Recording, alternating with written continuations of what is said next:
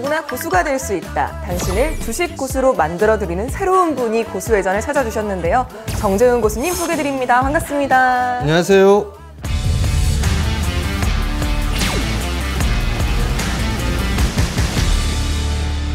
사실 제가 생김새하고는 좀 다르게 좀 까칠한 부분들이 좀 있습니다. 고수님 되게 친근하게 생겼는데요? 그렇지 않아요. 지나보면 알게 되실 겁니다. 알겠습니다. 수익은 까칠하면 안 되는데요. 시장과는 조금 다르게 꾸준하게 우상향할 수 있는 그런 수익을 추구하고 있습니다. 앞으로 이 프로그램을 하는 동안에 시청자분들을 고수로 만들어 드리도록 하겠습니다. 그래서 오늘 정재훈 고수님과 함께 살펴볼 주제는 바로 땡땡땡으로 빅수익 내는 법입니다. 고수님, 이 땡땡땡이 뭐죠? 많이 생각할 수가 있을 거예요. 세 글자죠. 이 부분들은 잠시 뒤에 알려드리도록 하겠습니다. 아니, 그렇게 막 뜸을 들이시면 시청자들이 채널 돌릴 수도 있는데 괜찮으시겠어요? 돌리면 후회하셔요. 후회되기 때문에 이거 끝까지 보셔야 됩니다. 그래야 알려드릴 수가 있어요. 알겠습니다. 일단 올해 증시 전망에 대해서 주키즈들한테 물어봤는데요. 결과 함께 보시죠. 저거 너무 희망, 자기 바람을 드러낸 게 아닌가 싶은데. 제가 상고하저로 좀 생각을 하고 있는데 그 이유를 하나씩 좀 살펴보게 되면 차트를 좀 보시게 되면 PBR 밴드라고 있거든요. 가장 많이 빠졌던 밸류가 PBR 밸류가 0.73배, 0.78배 정도 수준이었었어요. 20년도 코로나 때는 일시적으로 좀 상당히 많이 빠졌지만 바로 회복을 해주는 그런 모습들을 좀 보였었어요. 결국은 PBR 0.8배, 0.9배 정도 수준에서 매수를 한다라면 거의 대부분 확률적으로 뭐 100%에 가깝다고 볼 수가 있을 것 같거든요. PBR 0.8배 이하면 그 정도면 정말 싼 거고. 겁나게 싼 거죠. 그러면은 1.1배 이상이면은 이제 매도를 해야 되는 시기고. 그렇죠. 그 이상에서는 조금 매도를 해야 되는데 그러면 지금의 PBR 밴드를 보면 주가가 비싸지는 않다라고 좀 생각을 하면 될 것 같거든요. 여기서 한 가지 살을 더 붙여드리자면 올해 23년의 기준으로 놓고 봤을 때 PBR 한 배 정도 수준이 2,500대 중반이에요. 그러면 아직까지는 PBR 한 배가 될 때까지는 한참 남았다는 얘기거든요. 증시를 상고하저로 보시잖아요. 또 다른 이유가 있을까요? PBR 말고? 지표라든가 이런 부분들을 살펴볼 필요성은 있을 것 같아요. 그 부분들을 보게 되면 본격적으로 침체는 안 왔다라는 부분들이 제가 생각하는 이유 중에 하나예요. 이거를 지금 보니까 뭐가 되게 많네요. 미국의 장단기 금리차, 세인트루이스 금융 스트레스 지수. 투자자분들이, 시청자분들이 이걸 계속 체크를 해야 되느냐? 뭐 그럴 필요성은 없습니다. 왜냐하면 제가 여기서 다 말씀을 드려요. 안 좋으면 안 좋다, 좋으면 좋다. 그냥 이 프로그램만 잘 보시면 좋을 것 같습니다. 그리고 또 오늘의 주제가 이 땡땡땡으로 빅수익 내는 법이다 보니까 또 차주남 정재훈 고수님은 어떻게 빅수익을 내시는지 궁금하거든요. 뭐 그냥 쉽게 얘기를 하면 될 것 같아요. 대형주, 누구나 다 알고 있는 기업들 빼버리고요.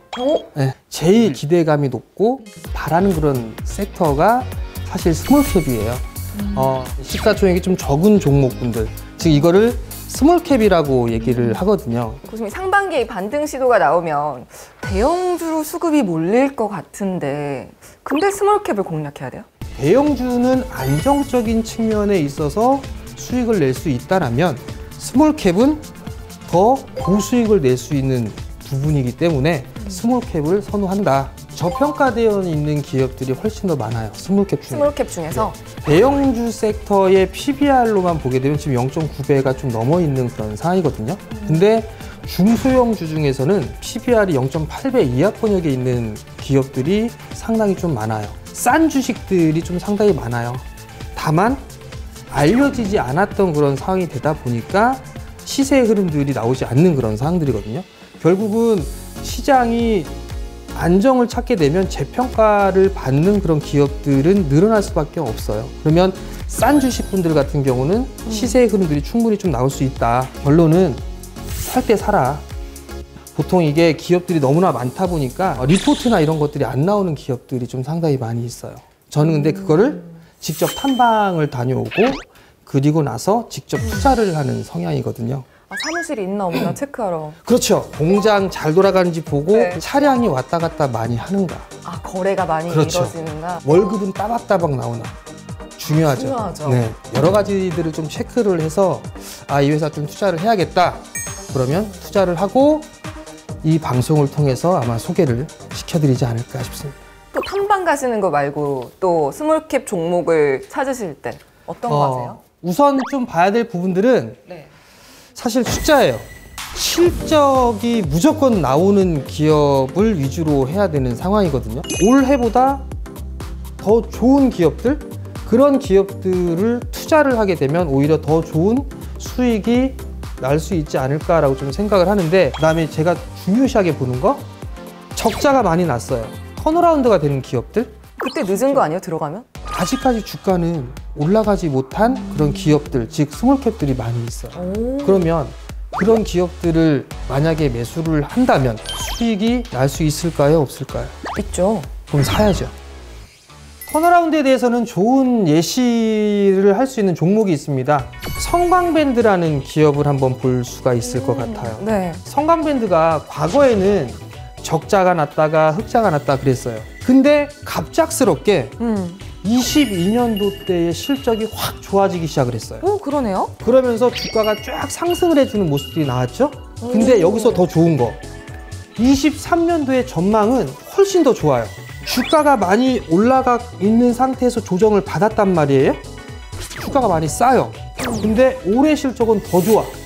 그럼 당연히 매수의 기회로 삼아야 된다는 거거든요. 그 다음에 또 다른 거를 봐야 한다면 어떤 걸 봐야 될까요? 다른 부분들을 좀 보게 되면 증설에 대한 부분들도 좀 볼 수가 있을 것 같거든요. 뭔가 돈 되는 이슈들?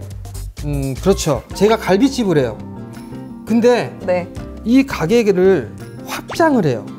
왜 할까요? 장사가 안 돼서 잘 할까요? 돼서. 잘 돼서 하죠. 똑같이 증설을 하는 기업들도 유심히 봐야 돼요. 근데 여기서 주의할 점은 어떤 증설을 하더라도 독보적인 기술력을 좀 가지고 있는 거, 이런 기업들을 선정하는 게 제일 중요하지 않을까 생각을 합니다.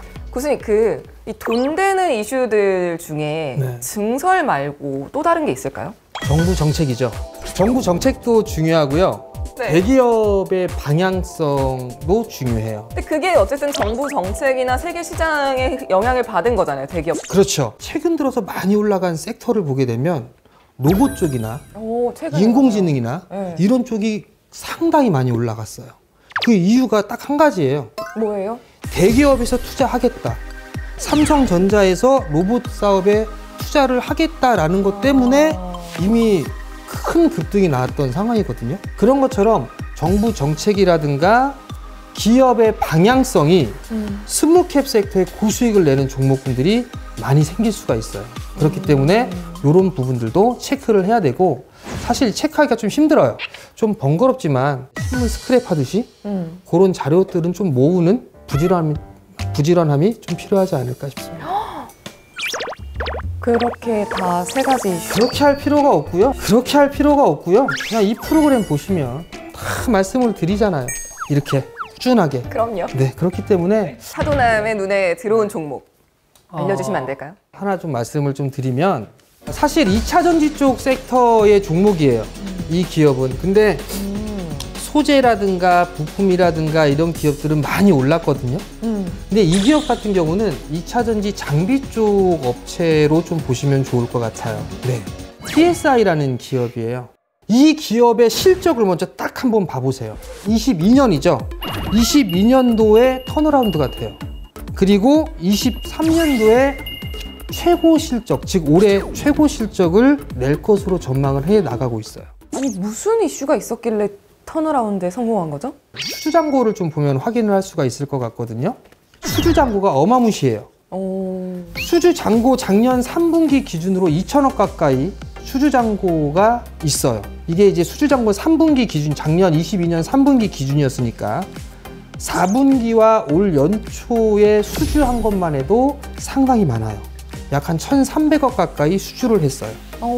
그러면 일감은 넘쳐나는 거예요. 계속해서 그렇죠. 들어오는 거죠. 그러다 보니까 바빠요. 증설까지 하죠. 증설까지 진행을 해요. 그럼 결국은 매출은 늘어나게 될 것이고 이익은 터지게 되겠죠. 근데 주가는 올라간 게 없어요. 그럼 이거는 당연히 매수를 해야 되는 그런 구간이에요. 교수님, 그럼 이렇게 좋은 종목은 네. 차트 안 보고 그냥 아무 때나 뭐 방송 보자마자 사도 되나요? 그건 내동매매고요. 그건 내동매매이기 때문에 그렇게 하시면 안 될 것 같고요. 아니, 교수님이 다 검증해 준 거니까 뇌동매매는 아니죠. 그래도 확인해야죠. 절 뭘로 믿고 매수를 해요? 믿지 마요? 네, 믿으면 안 돼요. 주식은 소신이 있어야 돼요. 제가 보는 부분들은 월봉 차트를 좀 많이 봐요.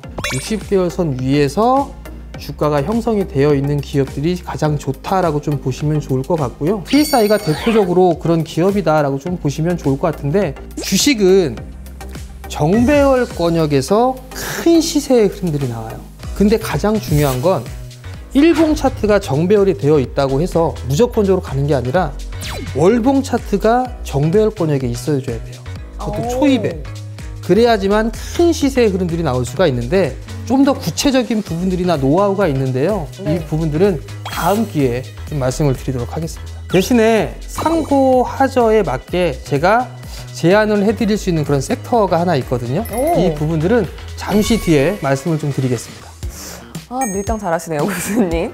네, 밀당의 고수 차주남 정재은 고수님과 함께하고 싶으신 분들은 카카오톡 채널에서 필살기 고수회전을 검색하시고 채널 추가해주세요.